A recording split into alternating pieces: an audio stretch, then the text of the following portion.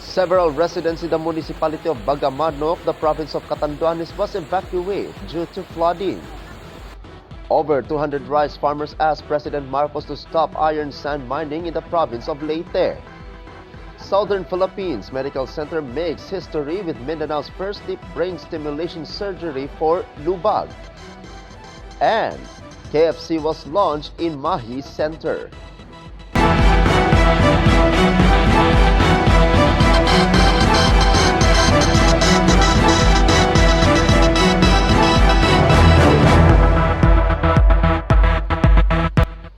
Good evening, I'm Apolinario, 30 Dignadis Valencia, and this is Philippine Headlines.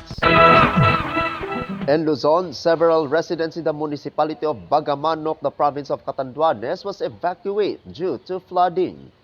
Several residents of Hinipaan in the municipality of Bagamanok in the province of Catanduanes continue to evacuate after floodwaters in the area rose up to waist level last Sunday, February 8 this year.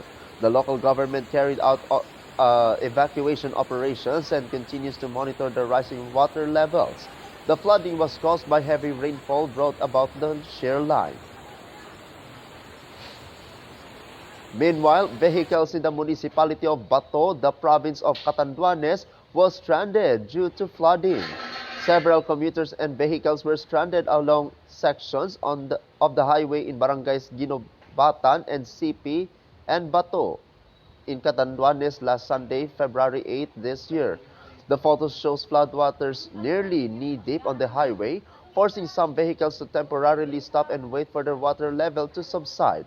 As a result, Catanduanes Governor Patrick Azanza ordered the Provincial Disaster Risk Reduction and Management Office or PDRMO, along with the mayors of the affected towns in the province, to carry out immediate evacuations for residents in danger-prone areas.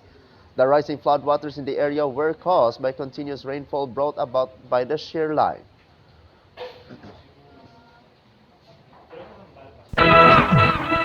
In Visayas, over 200 rice farmers asked President Marcos to stop iron sand mining in the province of Leyte.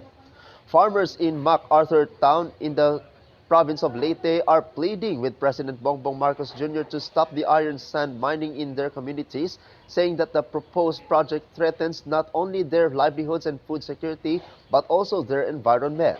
Residents from barangays Maya, Pungon, Liwayway, and Romualdez held in candlelight vigil on Saturday night, February 7, to express their strong opposition to mining in their farming areas. The protesters, mostly the more than 200 affected rice farmers, said mining operations can destroy farmlands and damage irrigation systems that support their crops. The areas are covered by a mining claim of MacArthur Iron Sand Mining Corporation, which spans about 2,268 hectares in MacArthur, around 62 kilometers from the city of Tacloban.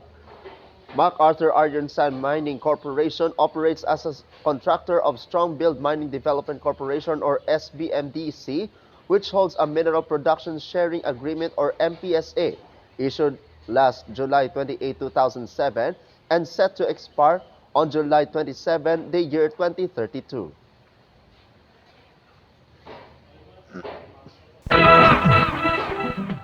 In Mindanao, Southern Philippines Medical Center makes history with Mindanao's first deep brain stimulation surgery for Lubag. The Southern Philippines Medical Center or SPMC performed on February 7, 2026, Mindanao's first deep brain stimulation or DBS surgery for a patient with X-linked dystonia Parkinsonism or Lubag. The procedure was conducted by a team from Cardinal Santos Medical Center, Dr. Jose Aguilar, Dr. Chodor Visagas, Dr. Levi Maliwat, and SPMC's Dr. Jose Lee Albano, with support from movement disorder specialist Dr. Alpan Mar D. Closas, neuroanesthesiologist Dr. Maria Andriani Colina, and other neurology colleagues. The surgery involved multidisciplinary collaboration under the leadership of Dr. Jose Nicanor del Rosario III and the oversight of SPMC Medical Center Chief Dr. Ricardo Audat, marking the first DBS procedure performed in Mindanao.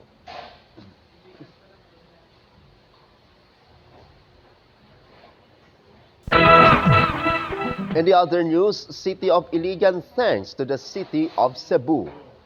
Iligan City expressed its gratitude to the City of Cebu for extending assistance following the impact of Tropical Storm Basyang.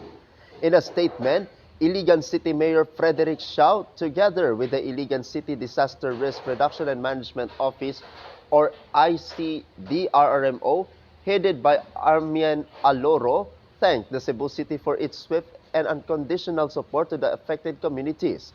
A 28-member team from the Cebu City Disaster Risk Reduction and Management Office, or CCDRRMO, led by City Councilor Dave Tumulak, arrived in the city of Iligan last February 8, 2026. The team will help augment local efforts in relief distribution, clearing operations, rapid damage assessment, and other disaster response activities.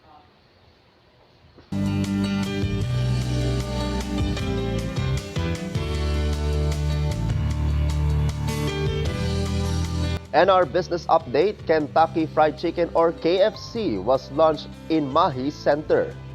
It's official, the first KFC in Mactan is coming to Mahi Center. Your favorite finger-licking good fried chicken is joining the exciting mix of brands opening soon at Mahi Center in the city of Lapu-Lapu.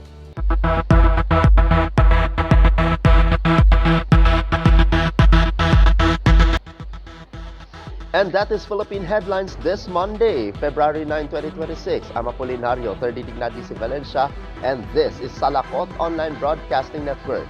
Good night, Philippines. Amping kasadya.